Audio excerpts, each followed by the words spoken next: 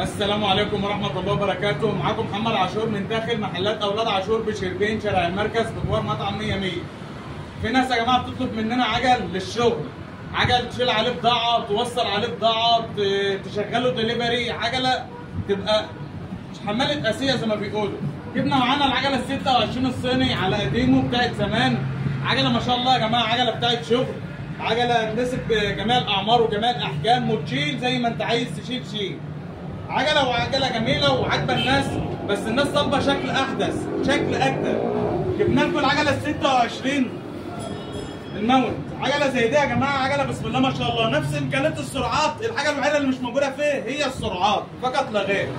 طارات بصمه، مساعدين اماميه، فرامل اماميه ديسك، عجله بسم الله ما شاء الله، كرسي خلفي يشيل عليه صندوق، يشيل عليه بضاعه، عجله حدادي وعجله جميله قوي يا جماعه.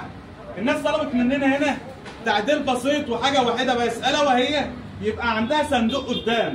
ديت عشان نركب لها صندوق قدام يا جماعه بنعدل لها لحام في الشاسيه، بننزل لها حديد من الجدون بيجرحها، واللي بقى معاها عجله مش عايزها متجرحه، مش عايزها متبهدله، عايزها على وضع ابوها.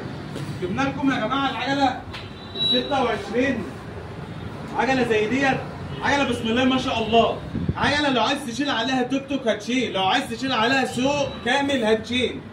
كرسي خلفي تحط عليه صندوق، تحط عليه بضاعه، تحط عليها عده، تحط عليها شغل. عجله برضو نفس الامكانيات، مساعدين اماميه، فرامل ديسك، طارات 26 بصمه، حاجه بسم الله ما شاء الله تحفه. الجديد هنا يا جماعه والمختلف الثبت الامامي، ثبت حدادي، تشيل عليه عده، تشيل عليه حاجه. ده اللي كان ناقص العجله ال 26 دي، وناقص العجله ال 26 المساعدين دي.